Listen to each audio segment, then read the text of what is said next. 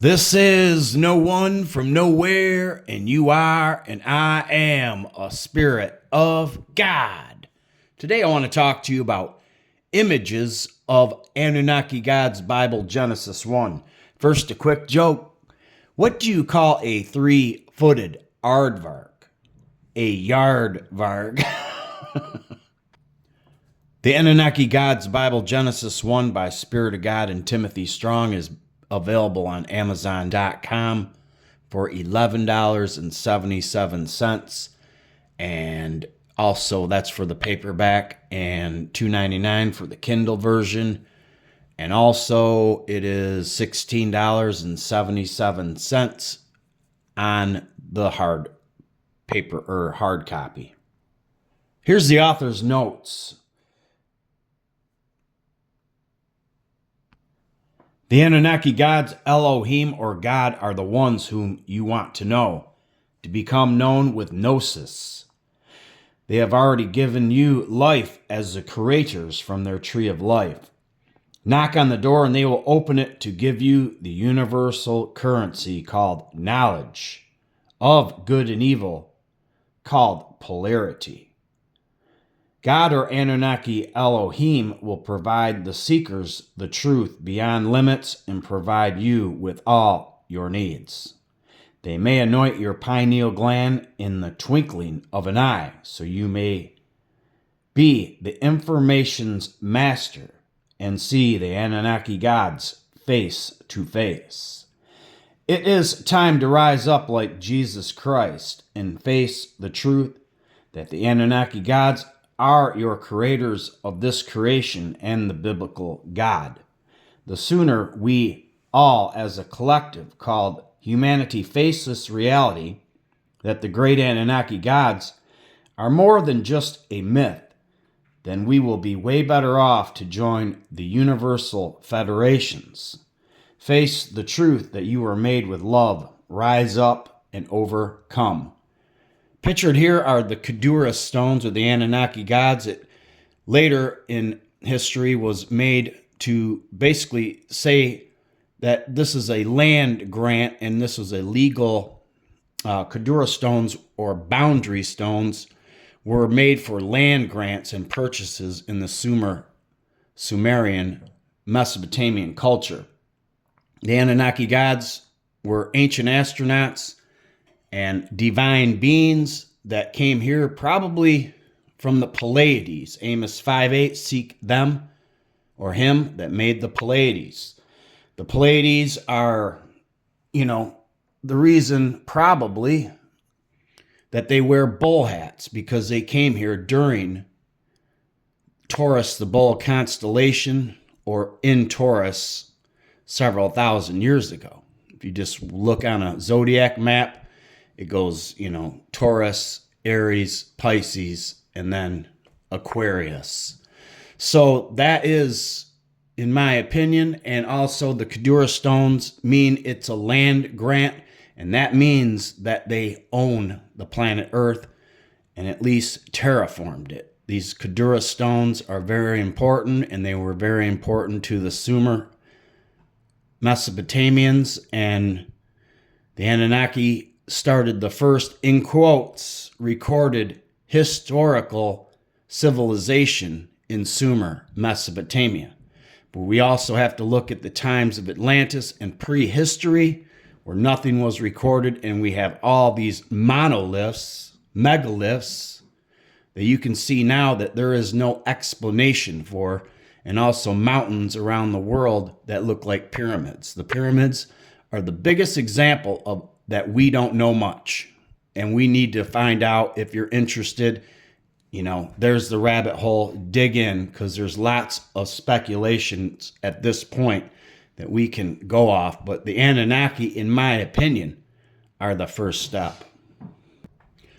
This is an image and part of the front of the Babylonian temple to Ishtar in Uruk, built in 1415 BCE during the Kassite period, which ranged from 1600 to 1155 BCE.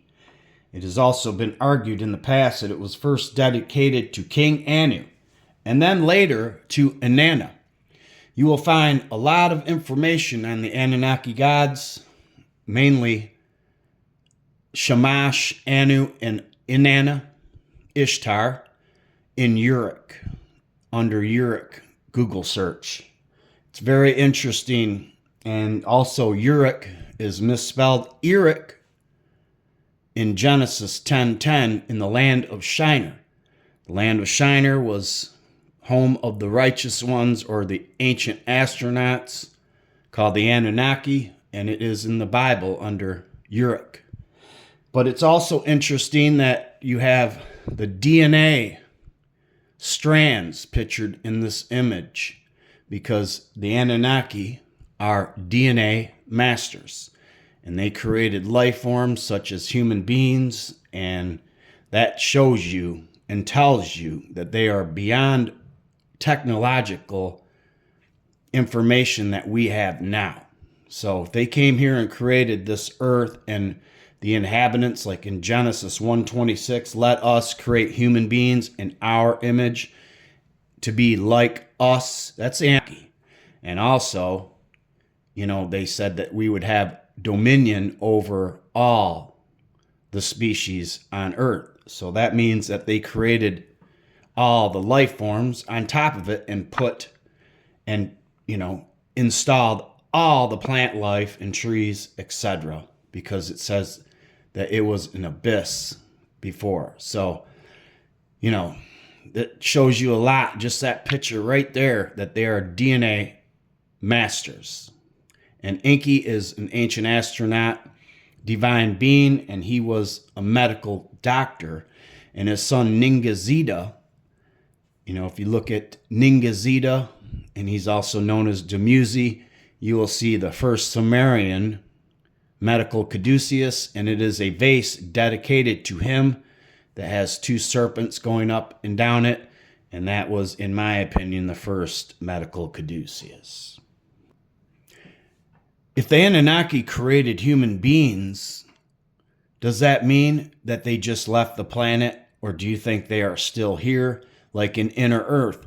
One of the things that I have not done a video on is that, you look at all the ancient civilizations like the Babylonians, the Assyrians, the Akkadians, the Sumerians, and they all worship the Anunnaki gods. So, as soon as they destroyed Nineveh, they basically went covert, not overt. Covert means hidden, secret. So and it does state right on Wikipedia and everywhere else that the Anunnaki gods are, in Zechariah Sitchin's point of view, those who from heaven to earth came down. Well, that is also true, but it also states that they are the gods of the underworld. And the Ajiji, half human, half Anunnaki, an animal also in some texts, those are the gods synonymously that work for the Anunnaki, and those are from heaven. So it does state that they're the Anunnaki gods of the underworld. Does that mean that they live in inner earth? Does that mean that there is a potential, you be the judge, various caves that go right into inner earth, like the ones that they describe as Agartha, the ones that you go down river Styx, like in the Epic of Gilgamesh. It states that he went to some river where Utnapishtim met him, or Noah, and it was somewhere in the netherworld. So does that mean Antarctica? Can we look at now, based on just that they're the gods of the underworld, can we look at, potentially like Admiral Byrd and how he went to Antarctica and had Operation High Jump, where he's seen all these extraterrestrials and at least their spaceships going from one pole to the other within seconds. So at any rate, we have to look at those and ask those types of questions. This is an ancient Hittite relief carving from Yasalkaya, a sanctuary in Hatassu, depicting 12 gods of the underworld, whom the Hittites identified as the Mesopotamian Anunnaki gods. Pictured here is Enlil, or Lord Breath, Lord of the Wind, and he was the main god in Sumer, Mesopotamia. He is pictured with clenched fists and holding an object now lost, and this is in his quarters at Nippur, where the Akur is located in ancient Iraq. From 1800 to 1600 BC, it's made from baked clay.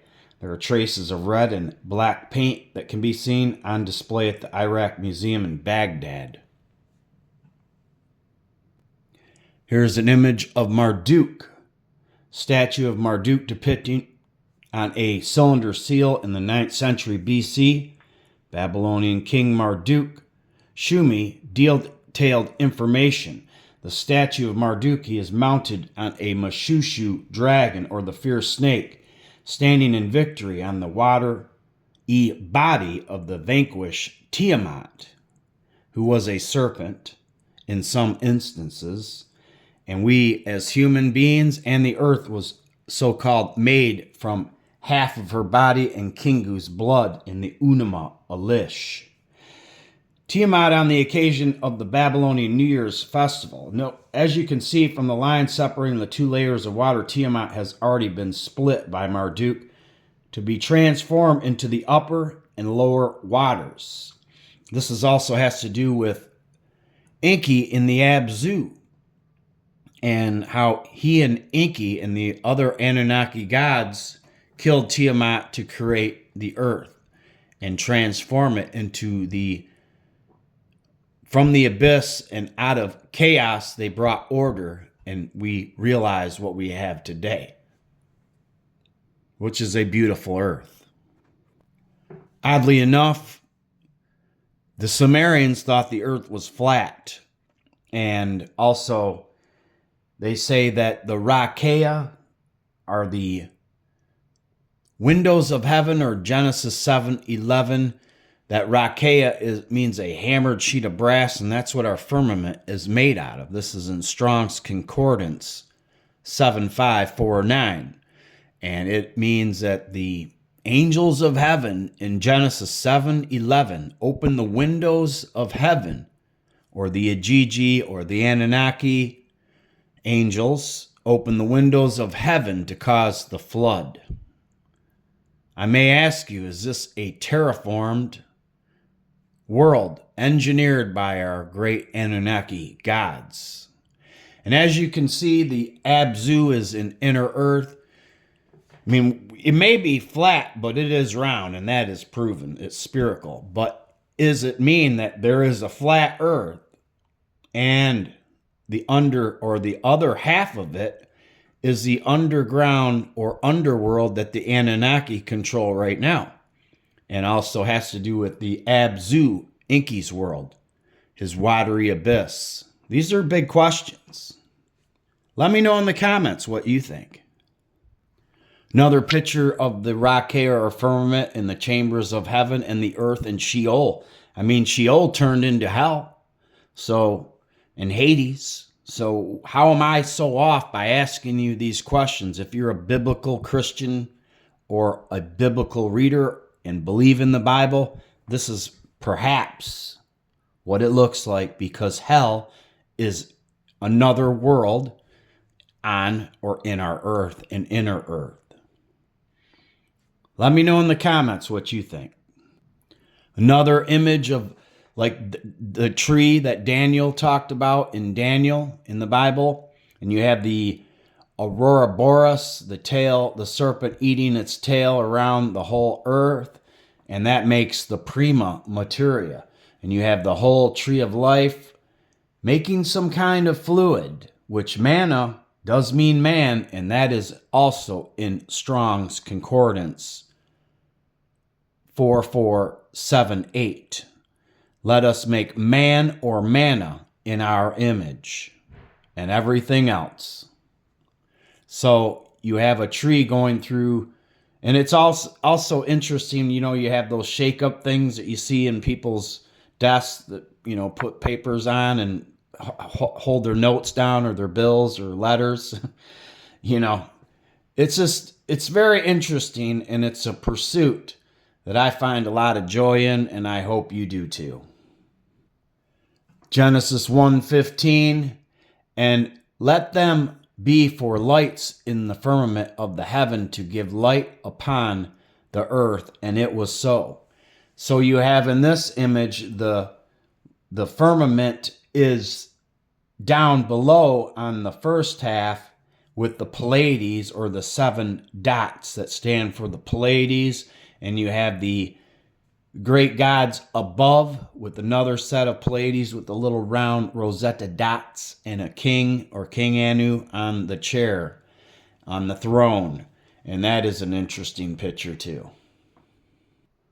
I always think of Psalm 19 when I look at this image. It basically says, let the heavens declare the glory of God, or Elohim. You have the Shamash, tablet of Shamash, known as the sun god tablet, or the Nabupoladian tablet of a stele recovered from the ancient Babylonian city of Sippur, where Shamash was god.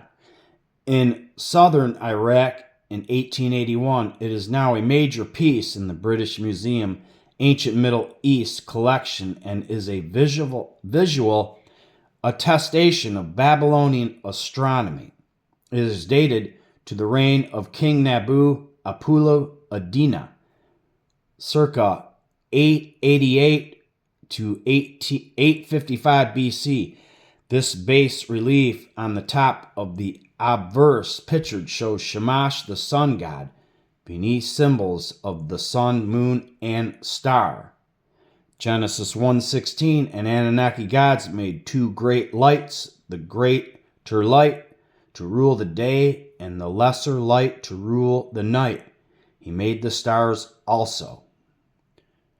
This is a great image of Shamash, the sun god, with his sun, moon, and other showing the stars and our cosmology, and how the ancients looked at the Babylonian cosmology back in the day, and how great of a length they went to show you what they were doing for another day.